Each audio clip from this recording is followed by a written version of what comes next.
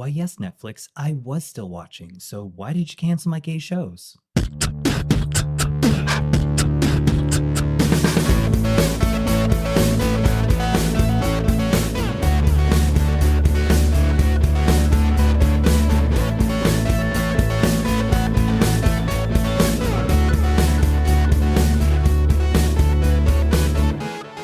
Hello, my LGBT cuties, and welcome back to another episode of A Jaded Gay.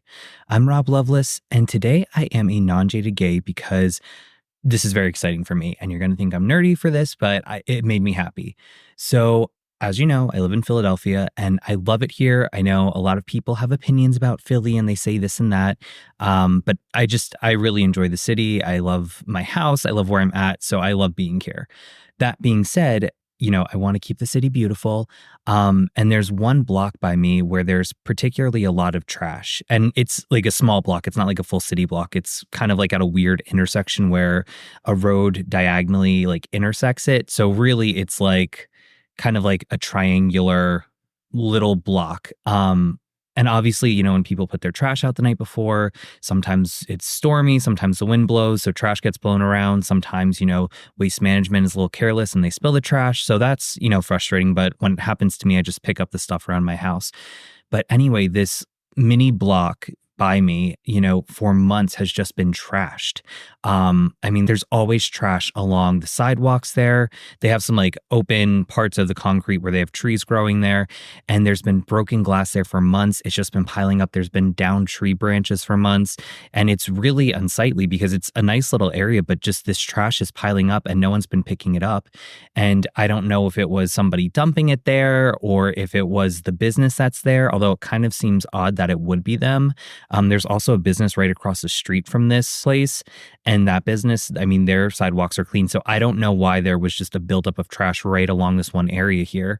But obviously I wanted to do something about it. And in Philly, they have different block captains to kind of keep Philly beautiful. So I looked online under like waste management, under like Philly's waste management site, and you can report illegal dumping. So I submitted a report and I said, full disclosure, I don't know if this is illegal dumping or if trash is just being blown around, but I explained the incident and told them the address where it's at. And that was about a week ago. And then this morning I was out walking my dog because where those, open parts of the concrete are where the trees are is normally where, he does his business. And yes, I always pick it up because I refuse to be one of those dog owners who just leaves that around. That's disgusting. But so when I walked him to do his business today, all of a sudden that whole sidewalk was cleaned up. Like the tree branches were gone. The trash was completely gone. There were some pieces of broken glass on the one side, but I'm wondering if they're still just getting to that. And even further than that, all the leaves that had fallen from those trees that had built up in those like openings of the concrete were completely cleared out. Like it's a whole new block. It's beautiful. So I was really pleased to see that because one, I didn't know if submitting my report would actually do anything, but I think it's a nice reminder just, our voices can bring about action, so speak up if you see something that doesn't look right or doesn't seem right. Be respectful about it, but raising your voice can have an impact. And for larger causes, if we're collectively raising our voices, who knows what we can achieve. So again, I know you're probably thinking, oh, rah, he's that, little goody who wants to make everything beautiful. And yeah, I do. Like I said, I love Philly. There's a lot of negative perceptions about it. And I think some of those perceptions are maybe incorrect or exaggerated. But that being said, if you see something in your communities, raise your voice. And for any of my Philly listeners who live in the city, just a reminder to keep your area clean. So pick up after yourself. If you see something like this where you see trash building up in a location, definitely submit a report. And let's all work together to keep the city clean because it does have a lot to offer. And, I love Philly and, I want the city to be beautiful since I love it so much. Anyway, I'll get off my soapbox now. And from soapboxes to soaps, today we are talking about TV shows. So way back when, in the early days of the podcast, I did an episode on LGBTQ plus representation in TV and film. And we've certainly come a long way from the early stereotypical depictions of queer people. But even though many streaming platforms have an LGBTQ plus section, that doesn't mean things are perfect. We still have straight actors playing gay characters and cisgender actors playing trans characters, and that just scratches the surface.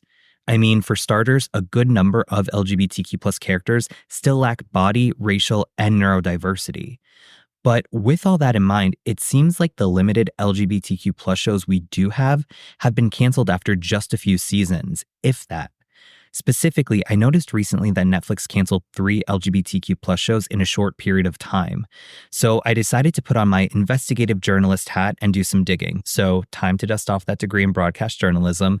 Yes, that was actually my second major because I decided that when I wanted to go into broadcast journalism, I either wanted to be Anderson Cooper or Ryan Seacrest, either do the hard-hitting journalism or the lighter entertainment news. So 2 very separate ends of the spectrum there. But broadcasting just was not for me, at least in the traditional sense. But hey, I have a podcast, so maybe I'm using my degree after all. But anyway, with that investigative journalist hat on, we're going to talk about recent LGBTQ plus show cancellations. But before we pull the tarot, though, I do just want to remind everyone, we're still taking entries for the A Jaded Gay 2-year anniversary giveaway. So I know I teased it in the dating apps episode, and I gave, some information about how to enter into that competition. The post is up, so if you haven't already, check it out, follow all the steps to get entered into the giveaway. Again, you can do any or all the steps. So if you just want to like and comment on it, you could get 1 entry. If you want to do all the steps and get 18 entries, you can do that too. As a reminder, you have until Friday, April 26th to enter. The winner will be announced on air on the Tuesday, April 30th podcast episode. And if you win, you will get a Jaded Gay t-shirt, hat, and wine tumbler, along with signed copies of both my books, A Family Affair and El Thurea, and you'll get to choose a future topic for a podcast episode. So after you listen to this episode, go to the Instagram and check it out and do all the things. And also, real quick, happy anniversary. This Friday, April 19th, marks 2 years since A Jaded Gay podcast launched. And what a 2 years it's been. It's been absolutely amazing. I'm so glad to have you all here supporting the podcast, listening. I really appreciate all the positive feedback I get. It makes me happy, and I always get a smile on my face when I hear people saying how much the podcast means to them, or that it's really hit home with them and helped them, identify some areas they want to work on, because that's the whole point of why I started this.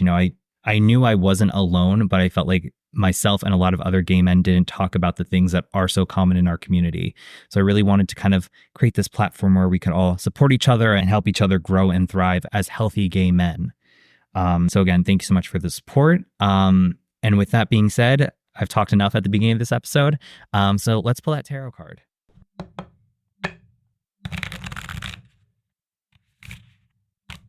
So the card for this episode is the 2 of Pentacles.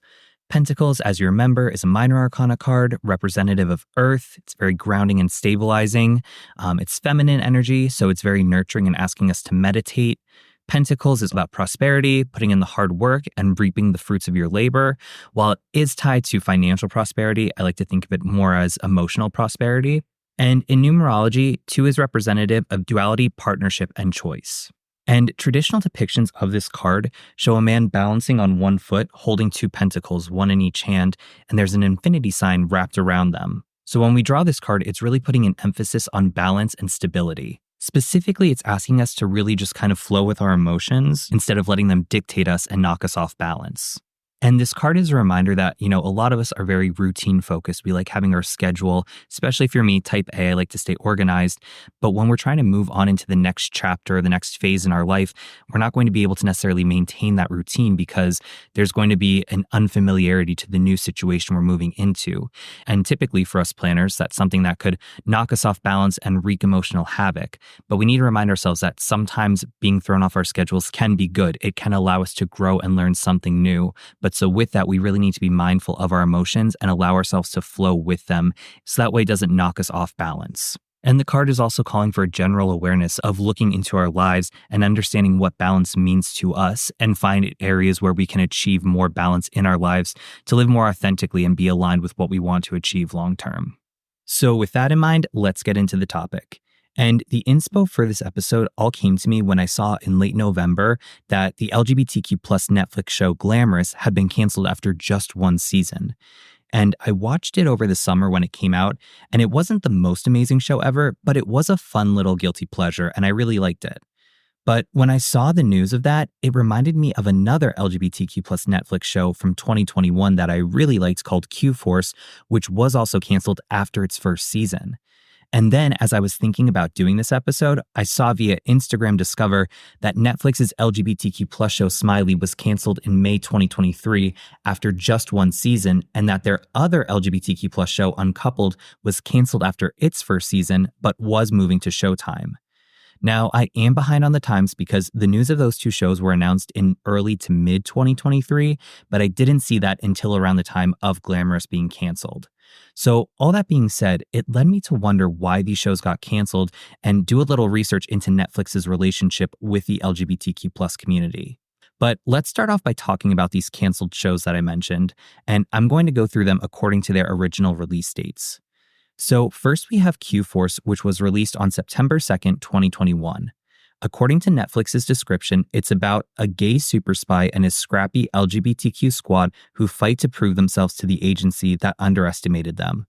Today, West Hollywood, tomorrow, the world. And it had a pretty big voiced cast, including Sean Hayes, Matt Rogers, Wanda Sykes, Patty Harrison, David Harbour, and Laurie Metcalf. Now, it didn't debut to favorable reviews. On Rotten Tomatoes, it only scored a 33% tomato meter, but did score a 78% audience score. Some criticize the storyline and lack of a central presence, with Variety saying it attempts both to dazzle with self-consciously over-the-top spy jinx and to comment on the power of queer communities. This is a balance that collapses. Others also panned it for its weak humor and for promoting queer stereotypes. In The Guardian's review of the show, Rebecca Nicholson gave the show 2 stars and said, "A glut of queer culture cliches, outdated references to Ally McBeal and Brokeback Mountain, and, crucially, an absence of laughs make for a stereotypical stinker of an animation." In an NPR article, Glenn Weldon claimed that Q-Force traffics in queer stereotypes, then drives through them, meaning that the show wasn't nonstop laughs as some audiences predicted. Instead, the jokes are quote-unquote surprisingly gentle and humane, and they come at a steady, even measure so that there's more time for emotional moments showing the characters building their interpersonal relationships with one another as a community. Here's a quote.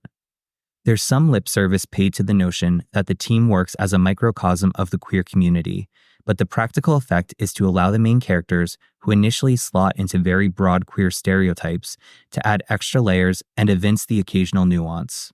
And he does also note that stereotypes are harmful when they are flatly asserted by those seeking to keep marginalized groups out. In contrast, Q-Force was largely created by queer writers, producers, animators, and actors.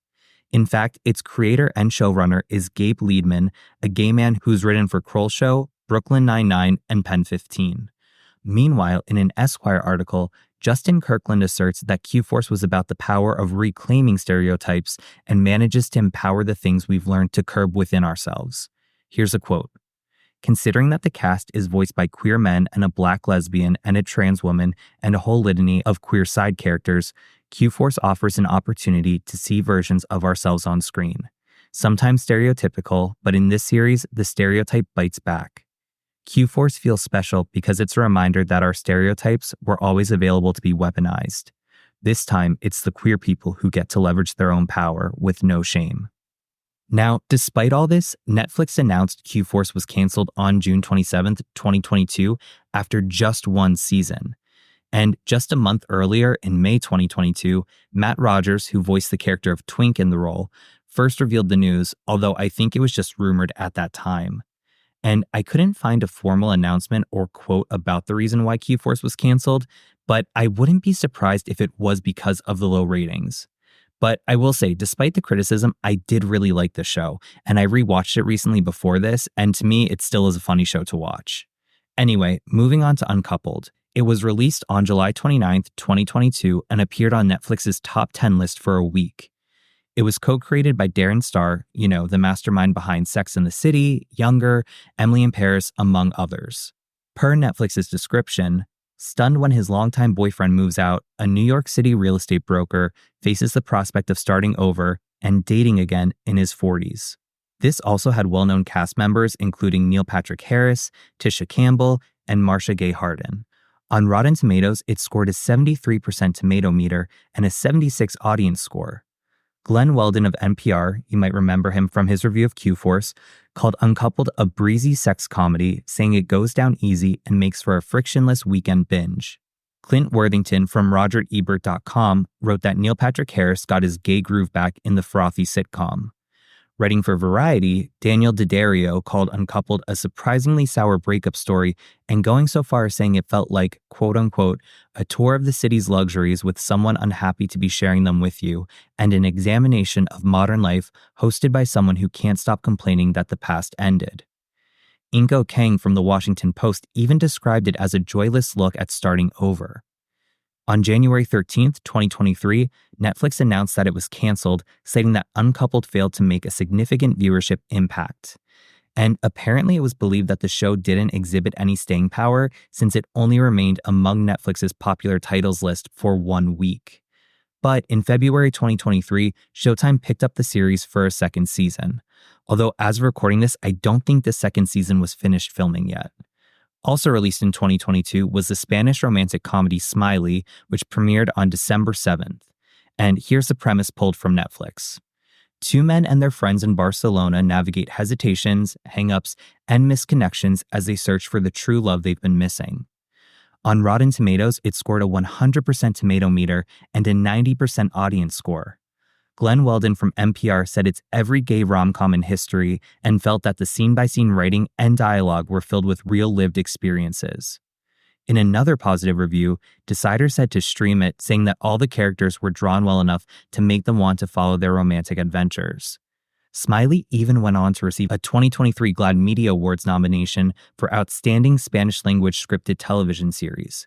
It was also nominated for the Best TV Comedy at the 2023 Queer Tees Awards.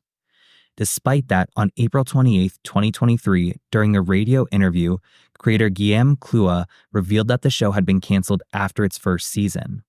Now, the show was based off of Clua's play of the same name, and Clua had told the entire story of the play in the first season, so some speculated Netflix canceled it because it was intended to be more of a limited series.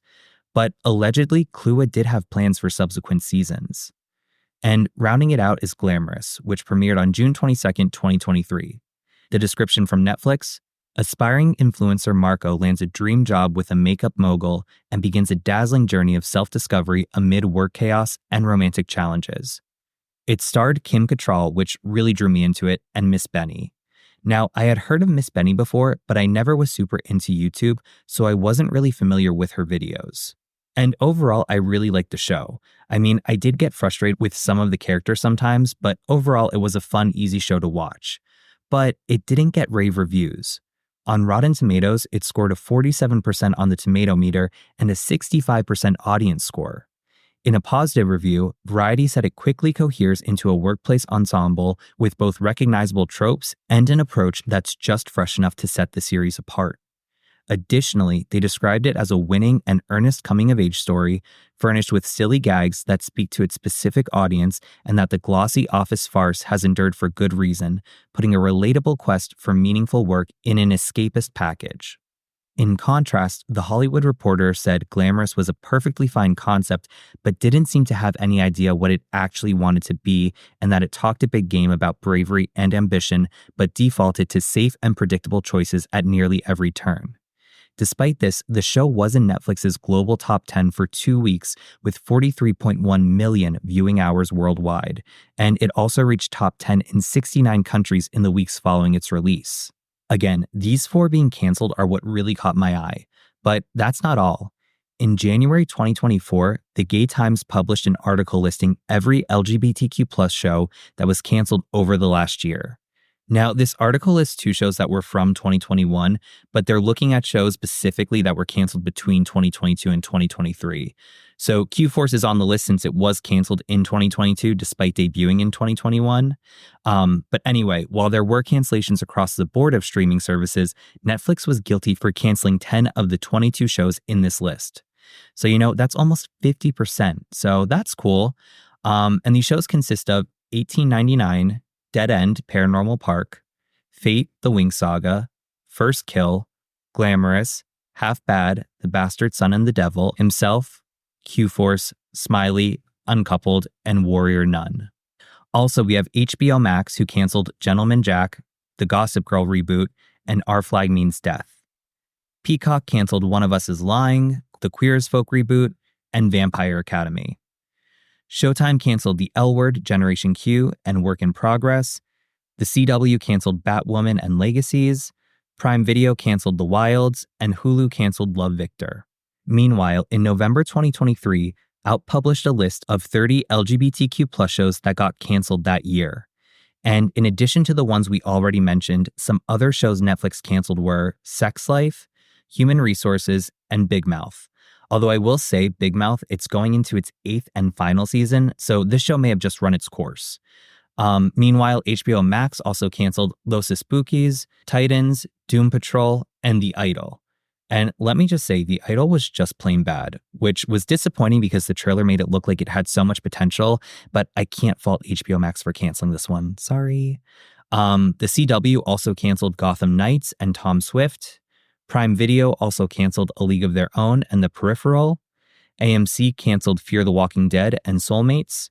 Paramount Plus canceled Grease, Rise of the Pink Ladies, and Queen of the Universe. Fox canceled Monarch and Call Me Kat. TNT canceled Snowpiercer.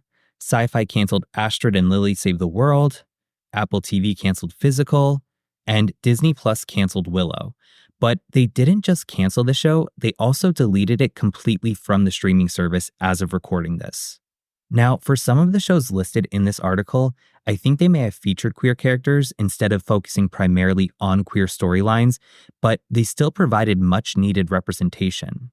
Anyway, between those two lists, I counted 43 LGBTQ+ shows that were canceled.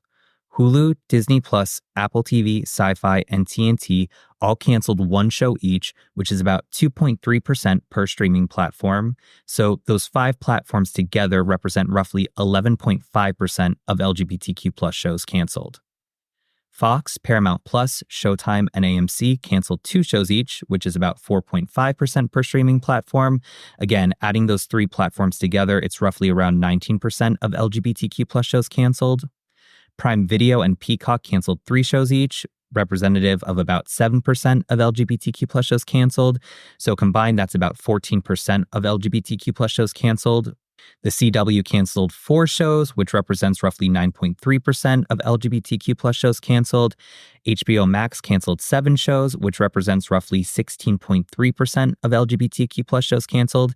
And lastly, Netflix canceled 13 shows, which represents roughly 30% of LGBTQ+ shows canceled, almost 1/3.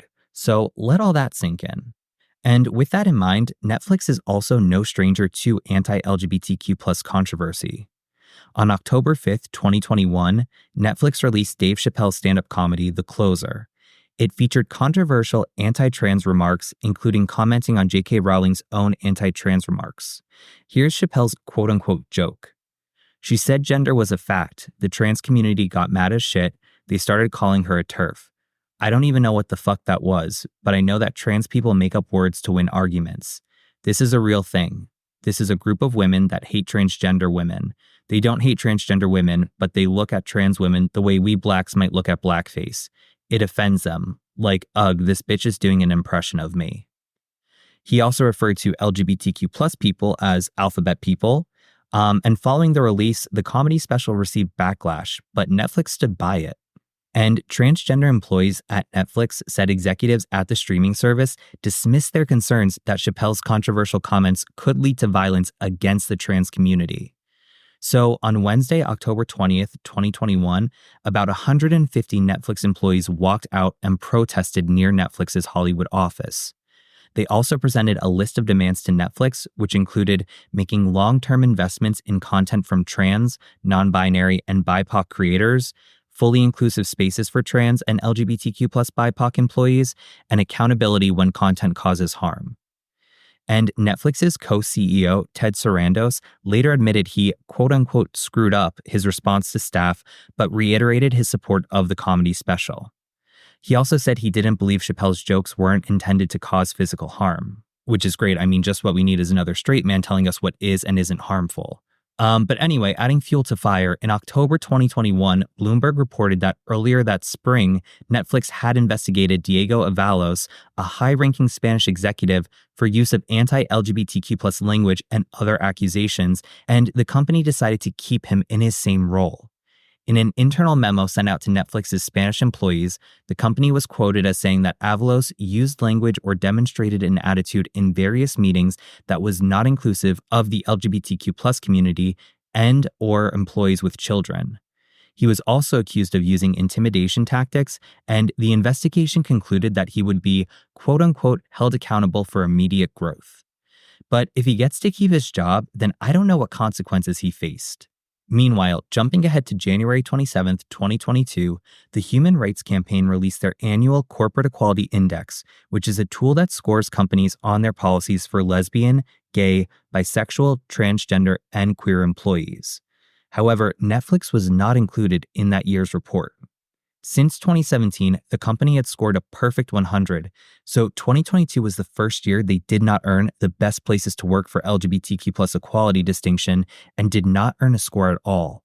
Following this, a Netflix spokesperson said that the company still has more work to do, but had made real strides regarding inclusion by offering comprehensive transgender and non-binary inclusive care in their U.S. health plan, as well as adoption, surrogacy, and parental leave for same-sex couples, in addition to increasing on-screen representation and commissioning and publishing independent research into diversity in their content so they could better measure their progress. Jay Brown, the HRC's Vice President of Programs, Training, and Research, said that it was an interesting situation to be in since Netflix's LGBTQ+ policies and benefits are very strong, but it also came down to their values. Initially, the HRC considered giving Netflix a 25-point deduction from their score, given its history of good policies for LGBTQ+ employees, but given the situation at that moment in time, they felt the suspension was more appropriate. And here's a quote from Jay Brown. "The special itself, the reaction, the response from the company was really tough. As a trans person, it was hard to watch.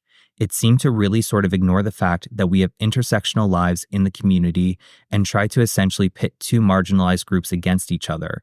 And I really didn't appreciate the initial response from Netflix either, and saw a lot of positive energy from the workers at Netflix to get their company to do better."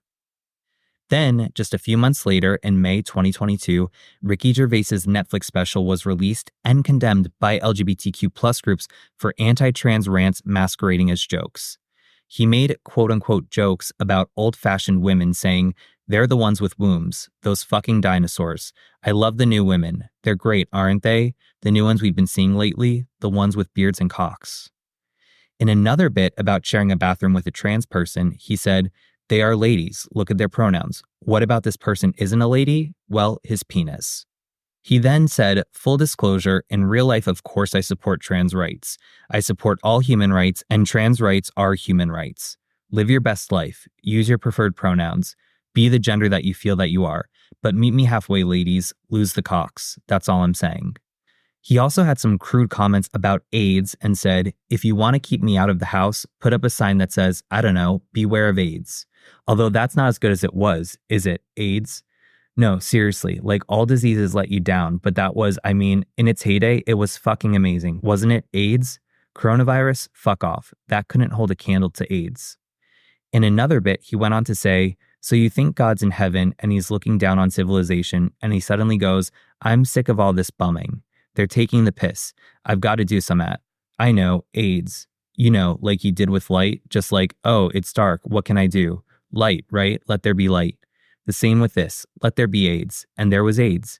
I'm going to put you down on Earth. Where? Africa. Why Africa? They're dying anyway. That's not me saying that, is it? That's God." Now, interestingly enough, this controversy didn't seem to gain as much media attention compared to Chappelle, and I couldn't find much about Netflix's acknowledgement of these complaints. But Gervais and Netflix found themselves in hot water again in December 2023 in his newest stand-up, where he made ableist jokes and used the R word, which resulted in a petition being created asking Netflix to remove those jokes from the special. Now, aside from these quote-unquote comedy controversies, in late 2022 and early 2023, Netflix was also criticized for canceling many popular TV series, especially ones with LGBTQ+ representation. Regarding this, in January 2023, Netflix co-CEO Ted Sarandos told Bloomberg in an interview, and this is a quote, "We have never canceled a successful show. A lot of these shows were well-intended, but talked to a very small audience on a very big budget. The key to it is you have to be able to talk to a small audience on a small budget and a large audience at a large budget. If you do that well, you can do that forever. And obviously, his comments came under fire from LGBTQ plus fans, especially for the hypocrisy. Like we talked about, some shows like Q-Force and Glamorous did not get rave reviews, but Uncoupled and Smiley were well received. Additionally, Netflix critics noted that the LGBTQ plus shows Wing Saga and Warrior Nun were successful and still canceled. For example, the latter earned a 100% tomato meter score and a 99% audience score from 4,500 reviews on Rotten Tomatoes. Additionally, First Kill, which features 2 lesbian vampires, broke records when it was released in 2022 and peaked at number 3 in English-speaking territories, with the show achieving over 100 million watching hours. So while Sarandis' rationale may hold true for some shows, it's way too generalized and clearly not true for all the LGBTQ plus shows that were canceled. In September 2023, quote-unquote comedian Shane Gillis released his stand-up special Beautiful Dogs on Netflix. And Gillis was hired by SNL in 2019 and then promptly fired when his racist and homophobic remarks from a 2018 podcast interview surfaced. Now, full disclosure, I didn't watch the stand-up, and from what I saw online, it doesn't look like there was any backlash regarding LGBTQ plus jokes being made. So that being said, I'm going to assume that there wasn't anything too offensive in that comedy special. I'm not going to watch myself because I have no desire to. But still, given Netflix's 2022 controversies, it might not have been the best PR move to release a special by a comedian who was previously fired from SNL for racist and homophobic comments. But hey, what do I know? I just have a communications degree. Anyway, in December 2023, Dave Chappelle's newest stand-up, The Dreamer, was released on Netflix. This time, he addressed his anti-trans remarks up front. This is a quote. "I'm not fucking with those people anymore. I ain't saying shit about trans people. Maybe 3 or 4 times tonight, but that is it. I'm tired of talking about them." He then recalls a story about how he met Jim Carrey during the filming of Man on the Moon. Carrey was playing comic Andy Kaufman and didn't break character when Chappelle met him. And Chappelle said, "I was very disappointed because I wanted to meet Jim Carrey and I had to pretend he was Andy Kaufman all afternoon. It was clearly Jim Carrey. I could look at him and clearly see it was Jim Carrey. That's how trans people make me feel." He later went on to say that he wanted to repair his relationship with the trans community by writing a play because he didn't want the community to think that he didn't like them. And his rationale for the play was, and this is a quote, "'Cause I know that gays love plays. It's a very sad play, but it's moving. It's about a black transgender woman whose pronoun is sadly," he says the N-word. "It's a tearjerker. At the end of the play, she dies of loneliness because white liberals don't know how to speak to her. It's sad." Then Chappelle quickly turned his attention toward insulting a new marginalized community, and that is people with disabilities. He said, "Tonight, I'm doing all handicap jokes. They're not as organized as the gays, and I love punching down." And regarding this latest controversy, I haven't seen anything regarding a response from Netflix addressing the issue, but seeing how they defended Chappelle in 2021, I'm guessing not much has changed. And I know how Dave Chappelle, Ricky Gervais, and Netflix claim that the jokes made are just words and not acts of violence, but I personally believe that rhetoric impacts people's actions. I mean, look at January 6th, for example. Plus, these are jokes coming from straight comedians, so you don't get to tell LGBTQ plus people what is and isn't offensive to them. And Netflix's response was disappointing, especially their claim that LGBTQ plus shows they canceled weren't successful, which segues into our next point. Many of the LGBTQ plus shows being canceled featured queer women. In October 2022, Sarah Clement published an article in Them addressing this. In her research, she found 30 LGBTQ plus shows that went off the air. Of those 30 LGBTQ plus shows, 21 featured queer women characters. As Clement notes, industry trends creating the situation are complex, but the fact is that queer men are continuing to see gains on streaming, while shows about queer women are barely given the chance to survive.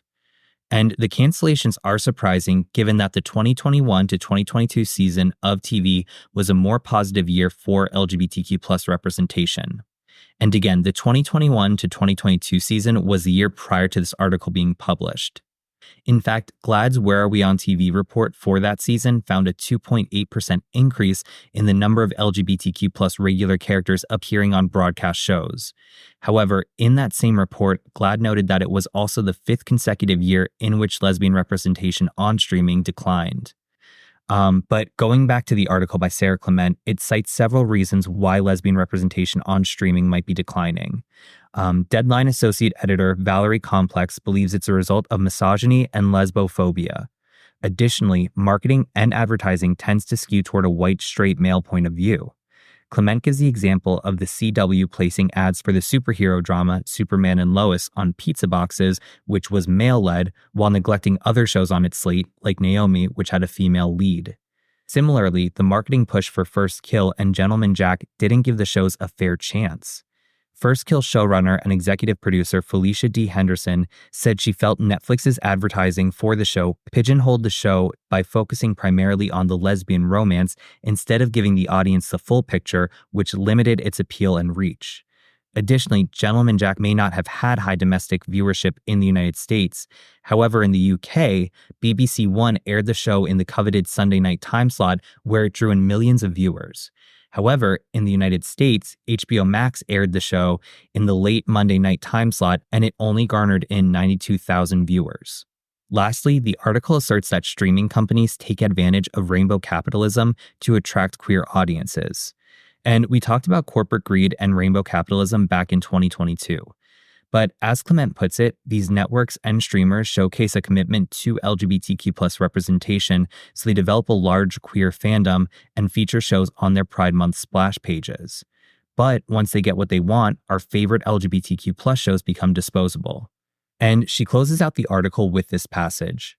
We can look back on decades of representation about white gay men, but are still in the budding stages of other forms of queer representation, about women, about people with disabilities, about people of color, and we may never build that history at this rate. And wrapping this all up, I took a look at GLAAD's Where We Are on TV report for 2022 to 2023. They noted that there was a 1.3 decrease of LGBTQ plus regulars on scripted primetime series compared to the year prior. There were an additional 31 recurring LGBTQ characters on primetime scripted broadcast series, down from the previous year's 49. Together, that makes a total of 101 LGBTQ regular and recurring characters on primetime scripted broadcast, a significant decrease from the previous year's 141 characters. There was also a decrease of 23 lesbian characters, which is down 7% from the year prior. And this paragraph really jumped out to me. Though this last year's report saw a record high percentage of LGBTQ series regulars on broadcast networks, this year sees the measure dip slightly, decreasing from 11.9 to 10.6% of all series regulars on the platform being LGBTQ characters. One reason for this significant decrease year over year is the cancellation of several series which featured multiple LGBTQ characters, most significantly on the CW, which canceled several long-running series as the network was sold to new ownership. Individually, all broadcast networks saw a decrease in their percentage of LGBTQ series regulars from the previous report. Interestingly enough, though, GLAAD noted an increase in both gay and lesbian characters on streaming services. And I like to end all episodes with a little call to action, but this is a more difficult one to do. I mean, let's be realistic. How many of us are going to cancel our Netflix subscription after this? I mean, I don't have one because I mooch off of my mom's account. Sorry, password sharing. But in all seriousness, even if we were to cancel our subscriptions, it probably wouldn't change much. So what I think we should try to focus on doing is make sure we're engaging with queer content. Maybe after this episode, go and binge the canceled episodes we talked about and keep scanning the LGBTQ plus section to watch new shows as they come out. Leave positive reviews on sites like Rotten Tomatoes to show your support. And I haven't seen any petitions or movements to challenge Netflix at the moment, but keep your eyes open in case there is more specific action to take to hold companies accountable. And when controversies arise, find ways to respectfully speak up.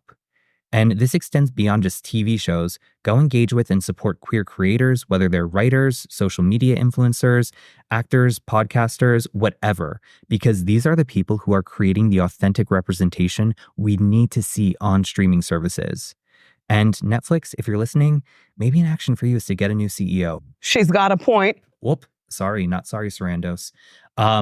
But connecting it back to the tarot, Two of Pentacles, it's all about balance and stability. And it's really reminding us that as much as we like our routine and the familiarity, as we move on to new situations to grow, there's going to be challenges coming at us trying to knock us off balance. And it's easy to let your emotions get the best of you, which only further knocks you off balance and maybe makes you stumble on the way of making progress. So the card is really reminding us that we need to reflect on our emotions and embrace going with the flow of them. So that way we can kind of ride the waves and keep our balance.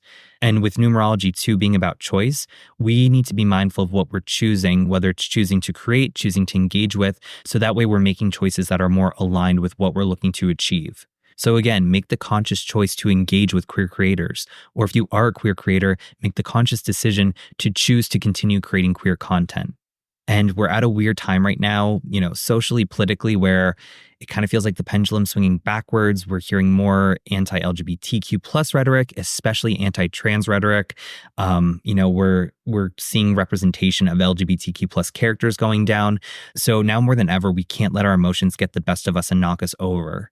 We need to allow ourselves to feel that uneasiness, the anger, the fear, all those negative feelings. We need to allow ourselves to feel that and meditate on it and ride with those feelings, but really not let them knock us off balance and veer us off course from creating one, inclusive LGBTQ plus representation in the content we're engaging with, but two, to create a more inclusive and equal environment for the LGBTQ plus community. So as always, thank you for listening. Please remember to rate, review, and subscribe. I would also love to hear your feedback about the episode. Feel free to send me an email at rob@ajadedgay.com. You can also check out the website at jadedgay.com for more information on episodes, resources, guests, links to merchandise, socials, all that fun stuff. You can follow the podcast on Instagram, TikTok, SoundCloud, and YouTube at @ajadedgaypod. You can follow me personally, Rob Loveless, on Instagram at Rob_Loveless. Also, if you're feeling generous, you could support the podcast on Patreon for as little as $1 a month. That's at @ajadedgaypod, or you can do a one-time donation on Buy Me a Coffee, also at @ajadedgaypod. And don't forget, if you haven't already, do those steps to get your entries into the A Jaded Gay 2-year anniversary giveaway. You have about a week and a half left. All entries must be in by Friday, April 26th, and I will be announcing the winner live on air. So here's your chance to win some great stuff. And remember, every day is all we have, so you got to make your own happiness.